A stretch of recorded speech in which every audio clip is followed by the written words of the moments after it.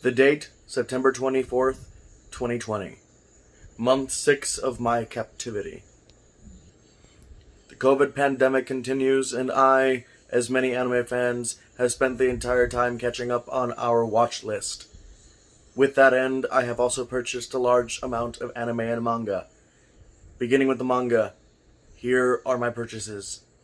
First and foremost, I purchased the first 3 Viz Bigs for Inuyasha. Now, this comes on the heels of the announcement that a new anime series, Yashahime, a sequel series to Inuyasha, will be coming out in October of this year. The Viz Bigs come with colored pages, interviews with the author. I did not skim a single colored page there, but I guarantee you they're there. I just probably passed it. They are 3-in-1s, and they are very good quality. Next, I purchased the first 2 Dragon Ball volumes. I now have all of the original Dragon Ball anime, as well as Dragon Ball Z's anime. So it's only fair that I start collecting the manga as well. Following that, Dragon Ball Z volumes 1, 2, 3, and 4 in the Vizbigs, all very good quality. Next, an underrated classic. Anybody who has not seen this anime or read this manga is missing out. Naoki Urasawa's Monster. Psychological thriller, crime. It is the pinnacle of, well, the closest thing to horror anime or manga. It is a seinen, so bear that in mind, and it is deeply disturbing and very satisfying. Next is Yu Yu Hakusho, Volume 1. I will now take the long and quite expensive journey of buying all of Yu Yu Hakusho. Next, I have Bleach, beginning with the end of the Fullbringer arc and continuing into the 1,000-Year Blood War arc.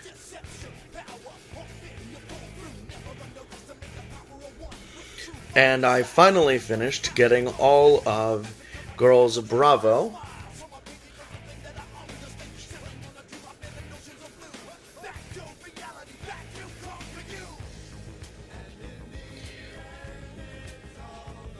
Basara is a manga that I know next to nothing about. I purchased it because they were having a sale at the manga shop nearby my house, and these were on sale. The last items you'll notice are much smaller volumes than the rest, are the last vestiges of my freedom. I purchased these on a trip to Colombia last year in November. All of these are actually in Spanish.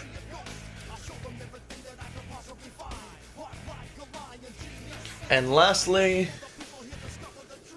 The Promise. I previously bought The Search. I'm frustrated now because The Rift, North and South, Smoke and Shadow, all of the library editions are being pulled, and a new softcover edition is being released, which means I'm going to have to buy these all over again. And now we begin with the Blu-rays and DVDs. Beginning with my childhood, I have Beyblade V-Force and Beyblade G-Revolution. These are Blu-rays, but they're standard quality, so all it takes is one disc to cover the entire series, all 52 episodes apiece. I already have Beyblade, the original series, so this covers the entirety of the original generation.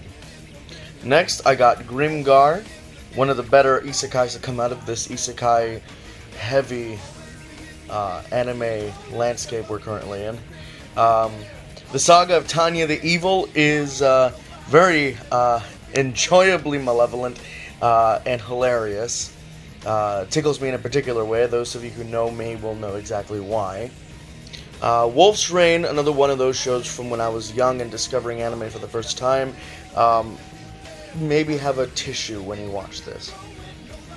Parasite the Maxim in this amazing box set. These gorgeous limited edition cases. They are massive. They take up so much space and they are gorgeous. Love them. Fate Stay Night Unlimited Blade Works Part 1 and 2, both UK releases. They are almost impossible to find here in the States, unfortunately. So, thank you, Amazon UK, for that, as well as the first of the Heaven's Feel movies, Presage Flower. The Dragon Ball Super Broly movie, probably the best of the Super movies to come out. Actually, not probably, definitely. Made in the Abyss. Whatever I said about this, double it for this. And it's particularly painful because look at the art style. You think it's going to be a happy adventure series, and oh, the hell it is. Oh, the suffering, the tears. The Naruto Shippuden UK 5th season release. This covers from the end of the Pain Invasion arc through the 5 Kage Summit and the beginning of the War arc. Bakuman, the US release for the first 7 episodes, is the only part that was ever dubbed, much to my chagrin. A particularly nice box set. This is all of the movies and the audio for them, the soundtrack, in this nice wooden box. If you'll give me a minute, I can show you exactly what it looks like on the inside. Without the sleeve, here's the emboss. Here's the case on the inside. And here is this beautiful box set release. Contains the 4 movies.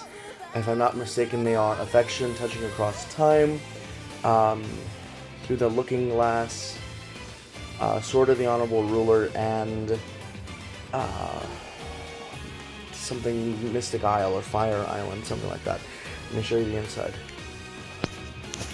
Here's the inside of the release. Has the soundtrack for each of the movies. And the movies. Okay, the last one, wait, first of all, the second one was called The Castle Beyond the Looking Glass. And the last one was Fire on the Mystic Isle. So, beautiful quality. They don't really make really nice, high-quality releases like this anymore. Again, much to my chagrin, I'm finding I'm going to have to say that a lot with coming releases. But I am stoked for Yashahime to come out, so gives me something to look forward to and rewatching Inuyasha. Speaking of Inuyasha, those of us who watched it as it was coming out know the pain and frustration of having it reach episode 166 and then end on a filler note and have to wait like 5-6 years for any announcement about it wrapping up. Well, here's the entirety of Inuyasha the Final Act, completing the series. Thank God. Sailor Moon Part 2 of Season 1. Dragon Ball Season 4. This means I have officially bought all of the parts for Dragon Ball. You guys know that I bought 3 and 5 a while back during a Black Friday sale, but 4 wasn't on sale, so bam, got it. Paprika. If you've ever watched anything by Satoshi Kon, this is one of his better movies. All of his movies are really good. Movies and shows, because Paranoia Agent and Perfect Blue and Tokyo Godfather. There's a lot of a deep dive into human psychology. Rest in peace, Satoshi Kon, but you should definitely check out his work. I know it's not technically anime, but Avatar: Last Airbender, because screw you, it's as close to anime as American entertainment has ever gotten, and it is amazing. And I want to encourage as many people to, or as many companies and studios to invest in shows like this, make it more mainstream. Speaking of, that's the reason I added Alita Battle Angel to this. I bought it in a steel bookcase. It is really nice. Why? Because it is the first time ever that we've had an anime adaptation in the West that is not crap. Every time we have a live-action Hollywood, Dragon Ball Evolution or Last Airbender from Shyamalan, or any time, even Japanese ones, the horrific Fullmetal Alchemist movie. So when they do it right, I want to give them props. Nana, this series This series is next to impossible to find. I didn't even get it from the UK. I had to get it from Australia. But it is so good. It is not an action series. It's not even really a romance series. It's a coming-of-age story about these two girls who happen to share a name, and they end up sharing an apartment in a big city, each with their own problems, emotional and just life, just dealing with life. And I feel like as you grow older, these problems become so incredibly relatable.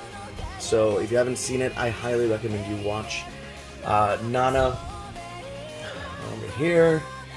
One Punch Man on Blu-ray, Season 1, because we don't talk about Season 2. Bleach, my favorite part. I'm going to buy Part 3 as well. I don't really care for the beginning of Bleach that much.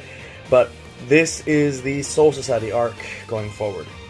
Fireworks, I bought this because your name was attached, and it was...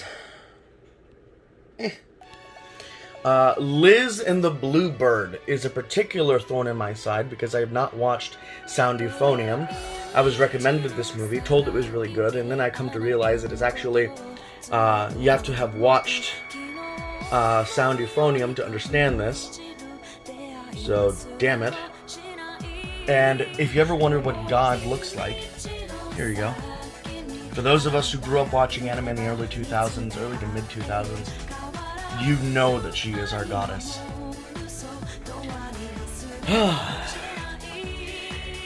This series was on, bloody hell, Best Buy.